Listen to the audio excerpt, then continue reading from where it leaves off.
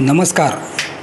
मी शिवसेना उद्धव बाळासाहेब ठाकरेचा पुणे शहराध्यक्ष वसंत मोरे बोलतो आहे. हा आवाज आपल्याला लवकरच ऐकायला मिळणार आहे. तर आता सुरुवातीला अभिनंदन तुमचं की पुणे शहराच्या उद्धव बाळासाहेब ठाकरे पुणे शहराध्यक्षपदी तुमची निवड झाली आहे. काय पहिल्या भावना आहेत? अतिशय आनंद होतो आहे की या शहरामध्ये पुन्हा एकदा नेतृत्व करण्याची संधी शहर शिवसेनेने म्हणजे उद्धव बाळासाहेब ठाकरे पक्षाने मला दिलेली आहे.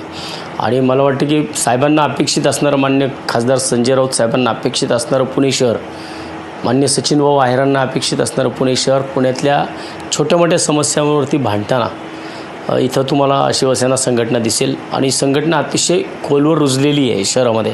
3.5 लाख लोकांनी शहराच्या नेतृत्वावरती भरोसा ठेवलेला आहे. 3.5 लाख लोकांनी मतदान शिवसेनेला पुणे शहरामध्ये आत्ताच्या या महानगरपालिकेत केलं आहे. अतिशय कमी मतांनी काही लोक या शहरामध्ये नेतृत्व करायची राहिलेली आहेत. त्यामुळे भविष्यामध्ये या शहराच्या आरोग्य विषयावरती, या शहराच्या पाणी प्रश्नावरती, या शहराच्या शिक्षणावरती, या शहराच्या वाहतुकीच्या प्रश्नावरती शिवसेना रिझल्ट ओरिएंट काम करताना आपल्याला दिसेल. वसंत मोरेंचा जनता दरबार हा संपूर्ण महाराष्ट्रामध्येच फेमस होता. तर आता शिवसेनेच्या शहराध्यक्षपदी निवड झाली आहे. तर त्या जनता दरबारामध्ये काय वेगळं असणार आहे आणि काय सामान्य नागरिकांसाठी असणार आहे? आता हा जनता दरबार कात्रजमध्ये चालायचा, तो कात्रजमध्ये राहीलच, परंतु त्याच्याबरोबर त्या पुणे शहराच्या 8 विधानसभा मतदारसंघामध्ये या जनता दरबाराचा आवाज तुम्हाला घुमलेला दिसेल. ज्या भागातले शोषित पीडित जी लोक आहेत की ज्यांना खऱ्या अर्थानं न्यायाची गरज आहे, त्यांचा आवाज त्यांच्या नगरसेवकांपर्यंत पोहोचू शकत नाही आहे. की मला वाटतं की एक प्रकारे नगरसेवकांच्या उरात धडकी भरवण्याचं काम त्यांच्या प्रभागात शिवसेना करताना दिसेल.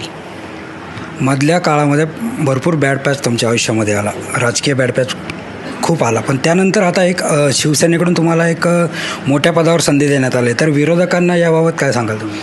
विरोधकांना काय कामातनं सांगणार मी? म्हणजे मला ज्यांनी काही इथं माझ्या विरोधात ज्यांनी षडयंत्र केली, आणि वसंत मोरे हा कधीच पराजित होऊ शकत नाही, सगळ्या जनतेला माहिती आहे.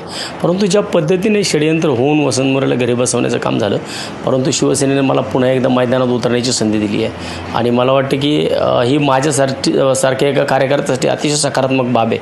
आणि ह्या सगळ्या सकारात्मक बाबीचा विचार करून मी पुढं भविष्यामध्ये मार्गक्रमण करताना तुम्हाला दिसेल. येणाऱ्या काळामध्ये तुमचे काय प्लॅन असणार आहेत आणि संघटना वाढवण्यासाठी आपण काय तरतूद केली आहे, काय योजना आखल्यात? संघटना वाढीसाठी मला अगदी शेवटच्या शाखाप्रमुखापर्यंत, गटप्रमुखापर्यंत काम करताना तुम्ही पाहताल.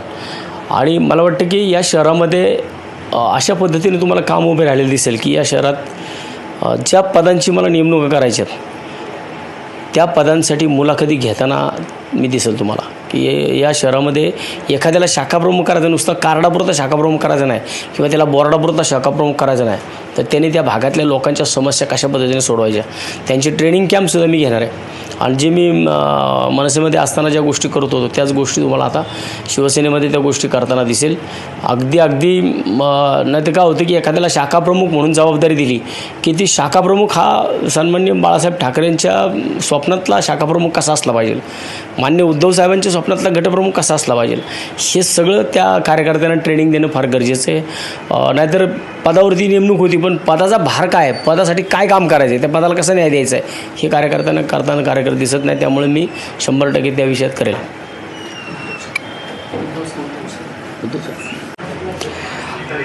साक्षात उद्धव साहेबांचे तुम्हाला आता नुकताच फोन आला होता, काय त्यांनी काय सांगितलं, कशा प्रकारे अभिनंदन? उद्धव साहेबांनी आता मला आत्ताच जस्ट तुमची मुलाखत चालू असतानाच मला फोन आला आणि उद्धव साहेबांनी मला विचारलं तुम्हाला आव्हान दिलेलं आहे ते स्वीकारणार का? म्हणून साहेब मी कधीच स्वीकारले, ते फक्त वाट बघत होतो तुमच्या आदेशाची.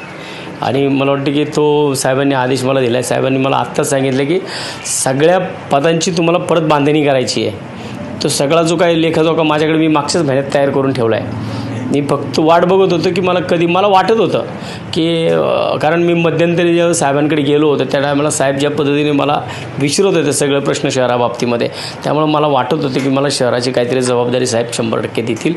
तेव्हापासून मी सगळा अभ्यास करून ठेवला की या शहरामध्ये किती मतदान झाले, कोण उमेदवार होते, कोणाला किती मतदान झाले, या शहरातले शाखाप्रमुख कोण होते, कोण आत्ता पदावरती आहे, कोण पदावरती नाही आहे, कोण पक्षात आहे, कोण पक्ष सोडून गेले, हा सगळा ट्री मी तयार करून ठेवला आहे.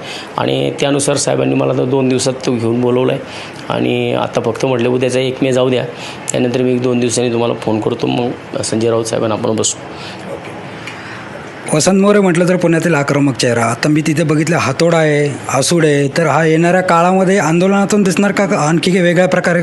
कारण वसंत मोरे म्हणजे एक गाव 2 तुकडे अशी त्यांची ओळख आहे, तर काय सांगाल याबद्दल? नाही, माझा हातोडा आणि माझी स्टिक ही कायम अन्यायाच्या विरोधात उठलेली आहे आणि तिकडे चाबूकसुद्धा आहे. मला वाटतं ज्या ठिकाणी गोरगरिबांवरती अन्याय होतात तो तिथं चाबूकसुद्धा पडताना दिसतो. फक्त त्यासाठी काय बंधनं असतात, मग काय गोष्टी मैदानात करता येतात, काय गोष्टी बंद खोलीआड कराव्या लागतात, परंतु न्याय झालाच पाहिजे. त्या उद्देशाने मी चालत असतो शहरामध्ये आणि मोठ्या प्रमाणामध्ये आज नगरसेवक निवडून येऊनसुद्धा त्यांच्या ऑफिसमध्ये गर्दी नसते, परंतु माझ्या ऑफिसमध्ये सातत्याने लोक येत असतात आणि माझ्याकडे न्याय मागत असतात. माझा जनता दरबार हा महत्त्वाचा विषय, माझा आवडीचा विषय आणि त्यासाठी मी माननीय उद्धव साहेबांकडून सुद्धा परवानगी घेतलेली आहे. त्यामुळे शहराच्या प्रत्येक विधानसभा मतदारसंघामध्ये भविष्यात तुम्हाला जनता दरबार झालेला दिसेल. आता येणाऱ्या काळामध्ये शिवसैनिकांना काय आवाहन करावं आणि काय सांगाल? मला विशेषतः जुन्या शिवसैनिकांना या सगळ्या विषयांमध्ये सक्रिय करायचं आहे की जुना शिवसैनिक हा जर इथं सक्रिय झाला तर मला वाटतं की ज्या एकदम बिकट परिस्थितीमध्ये ज्या शिवसैनिकांनी काम केल्याने शहरामध्ये शिवसेनेचा झेंडा रोवला होता, या शिवसेनेचा मला वाटतं विरोधी पक्षनेता, उपमहापौर आणि स्टँडिंग कमिटी चेअरमनसुद्धा शिवसेनेच्या या शहरामध्ये राहिलेलं आहे. त्यामुळं मला वाटतं की या सगळ्या गोष्टी करत असताना मला तो अनुभव फार फायद्याचा आहे त्या लोकांचा. त्यामुळे त्यांचासुद्धा मी अनुभवाचा फायदा या शहरावर करताना दिसेल. पुन्हा एकदा अभिनंदन दादा तुमचं. धन्यवाद. तर हे होते वसंत मोरे, शिवसेना उद्धव बाळासाहेब ठाकरेचे पुणे शहराध्यक्ष. प्रशांत श्रीमंदिलकर, DCN पुणे.